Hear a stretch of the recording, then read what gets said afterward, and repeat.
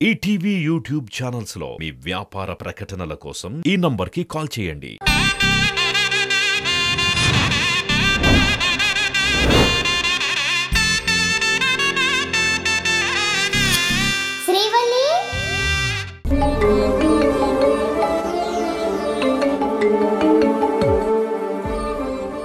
Hello, చెప్పండి ప్రకాష్ గారు. అవునా, సింగపూర్ నుంచి మీ అబ్బాయి వచ్చాడా? ఫాదర్స్ డే సందర్భంగా ఈవినింగ్ పార్టీ ఇస్తున్నాడా? అలాగేనండి, తప్పకుండా వస్తాను. ఓ, ఇవాళ ఫాదర్స్ డే అన్నమాట. బిజీ షెడ్యూల్లో అన్నీ మర్చిపోతున్నాను.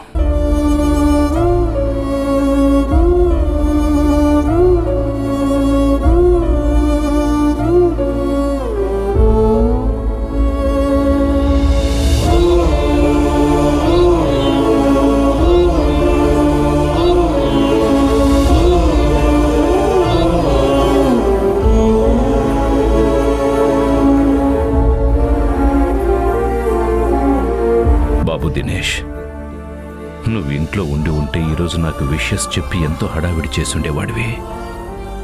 కానీ ఈరోజు నువ్వు మా మీద కోపంతో ఈ నాన్నకి దూరంగా ఉండిపోయావు.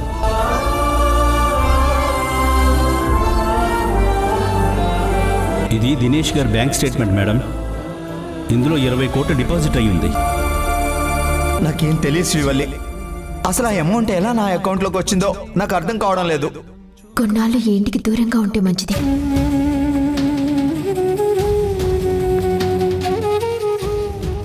రక్త సంబంధాన్ని కూడా నిక్కచ్చిగా కాదనుకున్న మిమ్మల్ని జీవితాంతం గుర్తుపెట్టుకుంటాను. ఆ రోజు నేను నిన్ను ఇంట్లో నుంచి బయటికి వెళ్లకుండా అడ్డుకోవాల్సింది. ఓ తండ్రిగా నిన్ను సపోర్ట్ చేసి మాట్లాడలేదని నువ్వు చాలా బాధపడుంటావు. నీ విషయంలో నేను తప్పు చేశాను నాన్న. నిన్ను సరిగా అర్థం చేసుకోలేకపోయాను. కానీ ఆ సిచ్యువేషన్ అలా వచ్చింది. అంతా మన దురదృష్టం. నా కంపెనీ ఎంప్లాయీ నీ మీద నింద మోపినప్పుడు నేను నీకు సపోర్టుగా నిలబడలేదు. ఆధారం ఏం లేకపోయినా నా కొడుకు నిజాయితీపరుడు, వాడు ఏ తప్పు చేయడు అని అందరి నోళ్లు మూయించాల్సిందే. కానీ నేను అలా చేయకుండా తప్పు చేశాను బాబు. నాన్న దినేష్, ఈ ఫాదర్స్ డే రోజున నన్నొక్కసారైనా గుర్తు చేసుకుంటావా? నా మీద నీకింకా కోపం పోలేదా నాన్న? నన్ను క్షమించి నువ్వు మళ్ళీ ఇంటికి తిరిగి వస్తే అందరం సంతోషంగా ఉండేవాళ్ళం కదా నాన్న.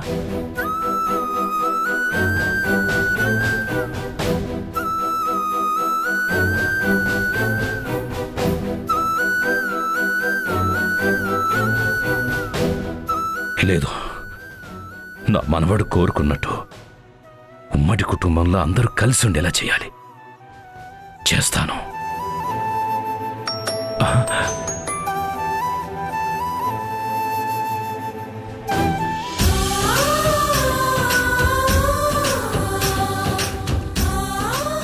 Happy father's day Dinesh. నా కొడుకు నాకు ఫాదర్స్ డే విషెస్ చెప్పాడు అంటే వాడికి నా మీద కోపం లేదు. అంటే ఈ నాన్న మీద వాడికి ప్రేమ ఉందన్నమాట. సీత, సీత, సీత, సీత, సీత, సీత. ఏంటండి? సీత, దినేష్కి నా మీద కోపం లేదు. నా మీద ప్రేమ, గౌరవం ఇంకా అలాగే ఉన్నాయి సీత. ఏమిటండి మీరు అనేది? అవును సీత, ఈరోజు ఫాదర్స్ డే. వాడు నాకు మెసేజ్ చేసి విషెస్ చెప్పాడు. చూడు.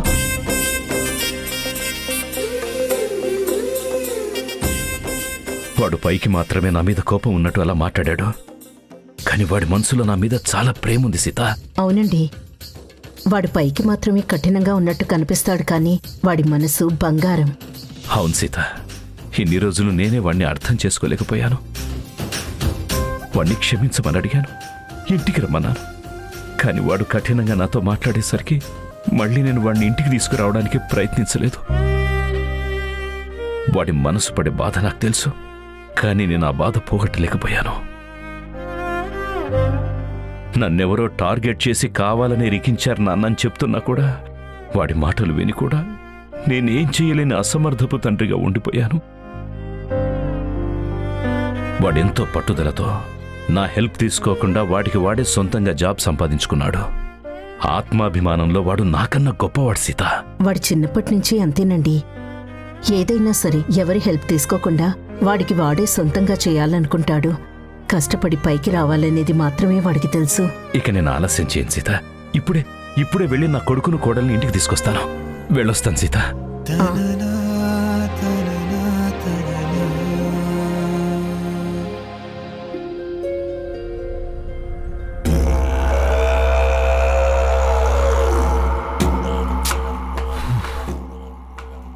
ఆఫీస్ అయిపోయే టైం అవుతుంది.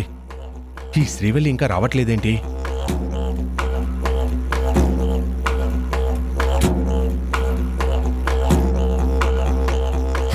ఎలా ఉండేవాడు రత్రిదేవ్, ఇప్పుడు ఎలా అయిపోయావు చూడు.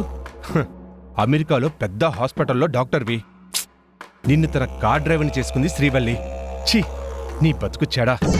ఆ శ్రీవల్లి తెలివితేటల ముందు నువ్వు జీరో అని తేల్చేసిందిరా. ఆడదాని చేతిలో ఓడిపోయినందుకు సిగ్గుండాలరా.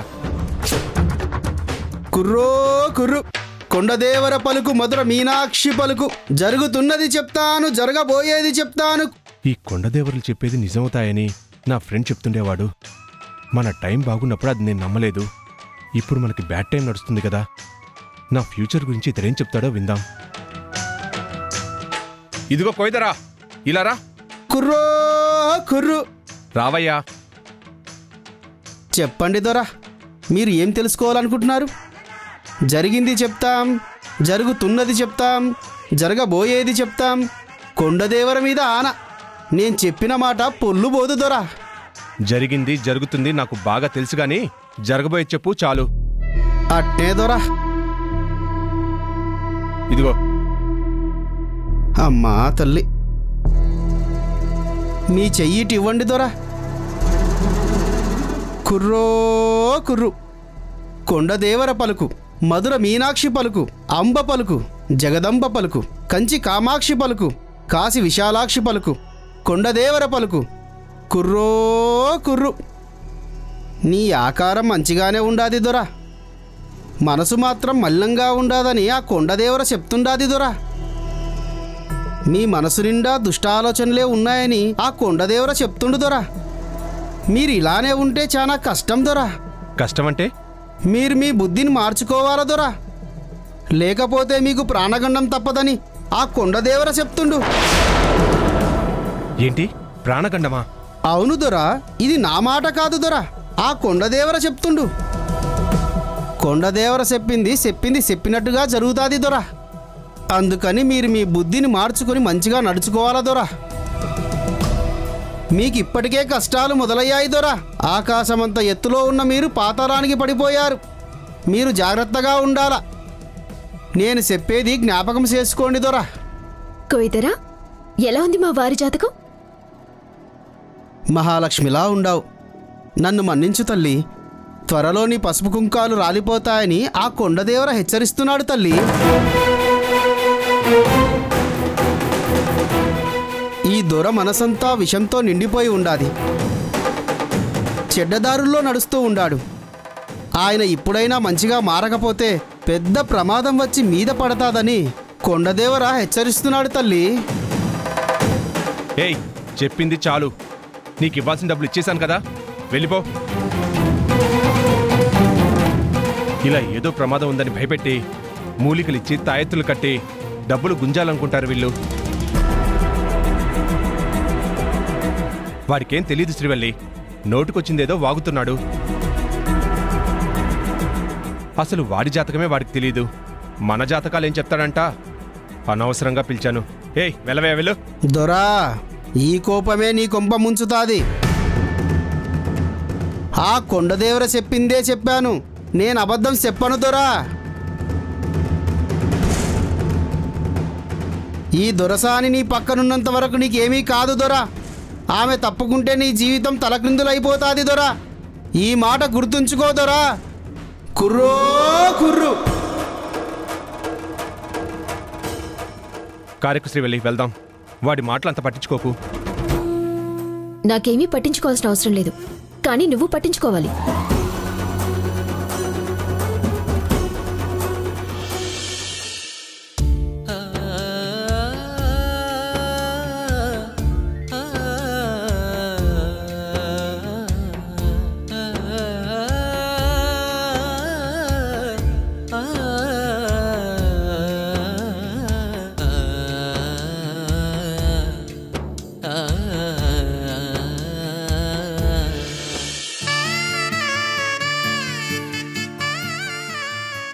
మీరేంటి నాన్న ఇక్కడ?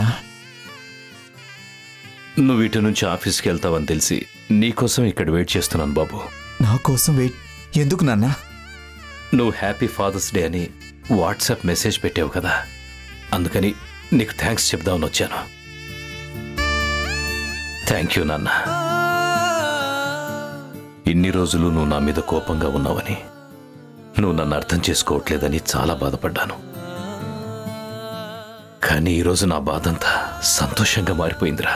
నేను ఫ్రాడ్ చేయలేదని మీతో అన్నప్పుడు మీరేం మాట్లాడకపోయేసరికి మీ మీద నాకు కోపం వచ్చిన మాట నిజమే. కానీ తర్వాత నేను చాలా ఆలోచించాను. నేను తప్పు చేయలేదని ప్రూవ్ చేసుకోవడానికి ఒక్క ఎవిడెన్స్ కూడా లేదు. నేను మోసం చేశాననడానికి సాక్ష్యాలున్నాయి. అందుకే కంపెనీ స్టాఫ్ ముందు మీరేం మాట్లాడకుండా సైలెంట్గా ఉన్నారని నాకు అర్థమైంది. ఒకవేళ నేను మీ ప్లేస్లో ఉండుంటే ఏం చేసేవాణ్ణి అని ఆలోచించాక మీ మౌనంలో అర్థం ఉందని నాకు అర్థమైంది నాన్న. నా మనసు గాయపడడం వల్ల ఇన్ని రోజులు నేను మీతో అలా కఠినంగా మాట్లాడాను, అంతే తప్ప మీ మీద ద్వేషంతోనో పగతోనో కాదు నాన్న.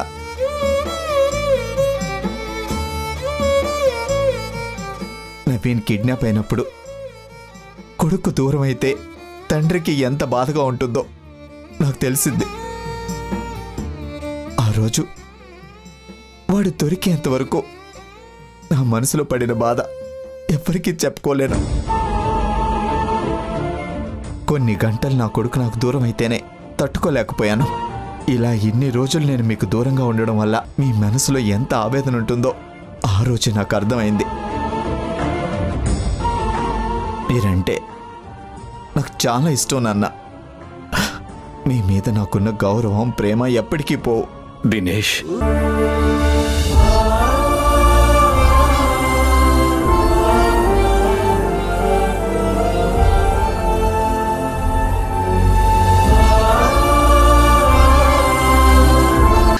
ఇంత ప్రేమ నీలో పెట్టుకుని ఎందుకు మాకింక దూరంగా ఉంటున్నావు? పద బాబు, మన ఇంటికి వెళ్దాం పద. నేను రాను నాన్న. ఎందుకు రానంటున్నావురా? నేను ఏ కారణంతో అయితే ఇంట్లో నుంచి బయటకు వచ్చేసానో దానికి కారణం నేను కాదు అని ప్రూవ్ అయిన రోజున నేను మళ్ళీ ఇంటికి తిరిగి వస్తాను. దినేష్, నువ్వు తప్పు చేయలేదని మాకు తెలుసు, అది మేము నమ్ముతున్నాం. ఇంకా నీకు సంకోచం ఎందుకు? లేదు నాన్న, తండ్రిగా మీ కొడుకుని మీరు నమ్మొచ్చు, కానీ ఆ తప్పు నేను చేయలేదని అందరికీ తెలియాలి. ఆ రోజు డెఫినెట్గా వస్తుందనే నమ్మకం నాకుంది. నేను నిజాయితీ పరుని అని ప్రూవ్ అయిన రోజున సగర్వంగా ఇంటికి తిరిగి వస్తాను. అప్పటి వరకు నేను రాలేను నాన్న. ఇప్పుడు మీరు పిలిచారని వచ్చినా నా మనసులో ఏదో గిల్టీ ఫీలింగ్ ఉంటుంది. నేను ఇంటికి వచ్చిన తర్వాత ఎవరో ఒకరు కంపెనీలో ఫ్రాడ్ జరిగిన టాపిక్ తీసుకొచ్చి నన్ను వేలెత్తి చూపిస్తారు. అది నేను సహించలేను. నన్ను చూస్తూ మీరు కూడా హ్యాపీగా ఉండలేరు. ఇంకెవరు ఆ టాపిక్ మాట్లాడరు దినేష్.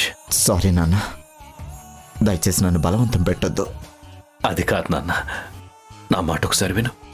మనకింత ఆస్తుంది, నువ్వు ఒక చిన్న ఇంట్లో ఉండి ఇబ్బంది పడ్డావు మాకెవరికి ఇష్టం లేదురా. మీరే నా ఇన్స్పిరేషన్. మీలాగే నేను సొంతంగా స్వశక్తితో పైకి రావాలనుకుంటున్నాను. నాన్న, నా మాట కాదనకండి.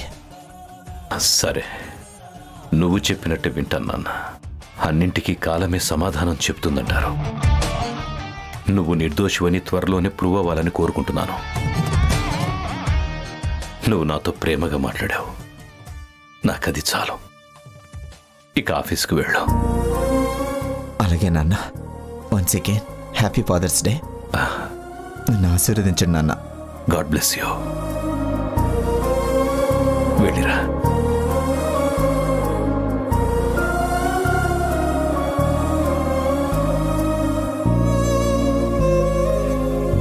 బాయ్ నాన్న.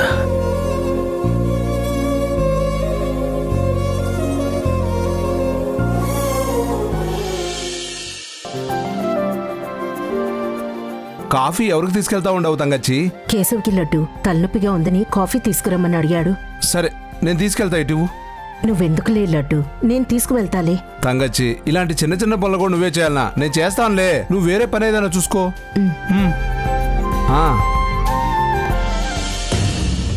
నా తల పగిలిపోయేలా ఉంది. కాఫీ తీసుకురామా నా సీతమ్మకి ఎప్పుడో చెప్పాను, ఇంకా తీసుకురాలేదేంటి? మన గురించి ఆవిడెందుకు పట్టించుకుంటుంది? ఇంట్లో ఉన్న మిగతా వాళ్ళందరికీ సేవలు చేశాక లాస్ట్లో మన గురించి ఆలోచిస్తుంది.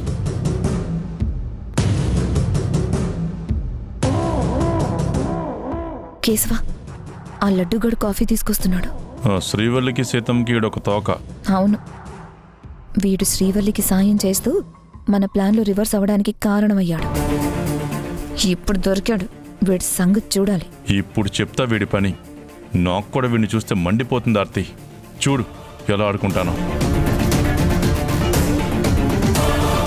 కేశవ్ బాబు, మీకోసం కాఫీ తీసుకొచ్చాను, తీసుకోండి.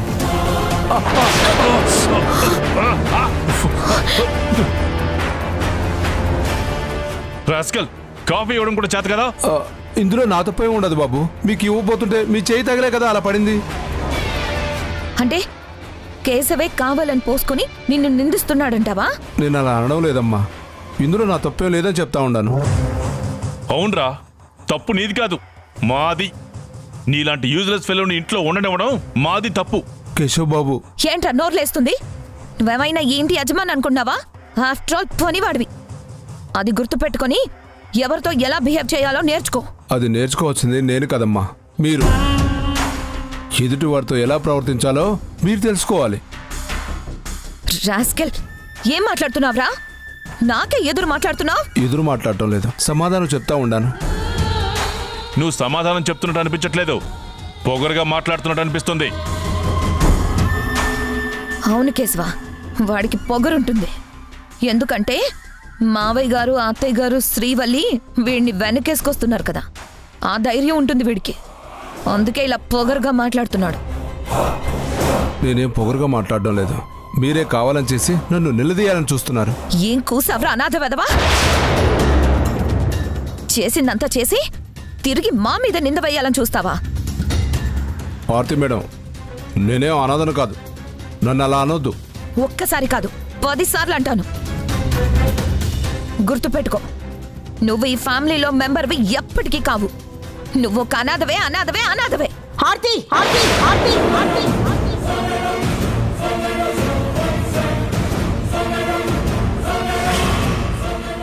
ఏం మాట్లాడుతున్నావు నువ్వు? ఎందుకు లడ్డూని అలా అంటున్నావు? వచ్చారా?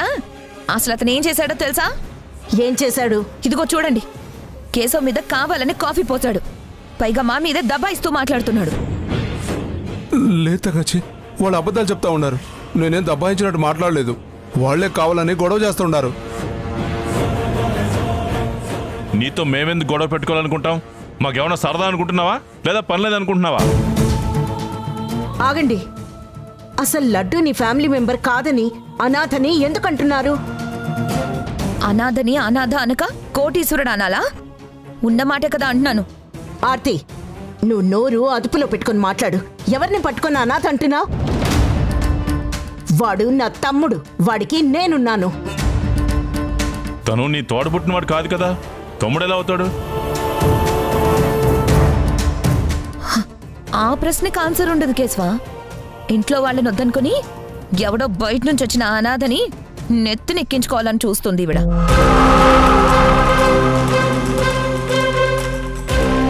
అందరూ నా పిల్లలే, మాకు అందరూ సమానమే అని పైకి చెప్తుంది, కానీ లోపల ఆవిడ బుద్ధి వేరే ఉంటుంది. అయినా నువ్వేమైనా తన కన్ను కొడుకువా నీకు సపోర్ట్ చేయడానికి? ఆవిడ బుద్ధి ఇప్పటికైనా తెలుసుకో కేశవా. ఓ పిన్ని పిన్ని అంటూ గుడ్డిగా నమ్మడం కాదు, ఆవిడ అసలు క్యారెక్టర్ ఏంటో తెలుసుకో. ఆర్తి మేడం, నన్నేమన్నా ఊరుకుంటాను, తొంగచ్చిన ఒక్క మాట అన్నా నేను ఊరుకోను. బండెదవా, నాకే వార్నింగ్ ఇస్తావురా?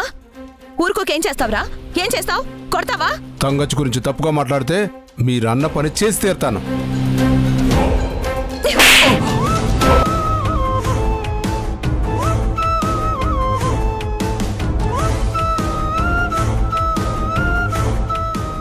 నా మొగుడే నన్ను కొట్టడు, ఆఫ్టర్ ఆల్ ఇంటి కుక్కవి నువ్వు నన్ను కొడతానంటావా? నిన్ను చంపేస్తాను. ఆర్తి ఆర్తి ఆర్తి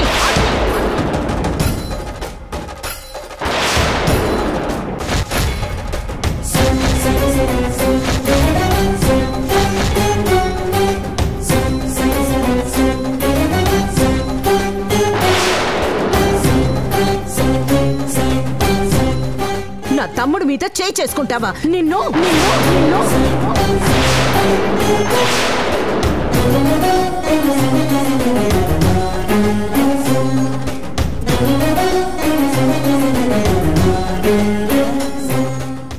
చెప్పండి మావయ్య, మీరైనా న్యాయంగా మాట్లాడతారా లేక లడ్డూని వెనకేసుకొచ్చి అతన్ని సపోర్ట్ చేస్తారా? నాకింట్లో అందరూ సమానమే. ఇదంతా కాదు మావయ్య, మమ్మల్ని అవమానించిన లడ్డు ఈ ఇంట్లో ఉండకూడదు. కాదని మీ అందరూ అతనికి సపోర్ట్ చేస్తే మేము ఇంట్లో నుండి వెళ్ళిపోతాం. ఎవరు ఎక్కడికి వెళ్లాల్సిన అవసరం లేదు.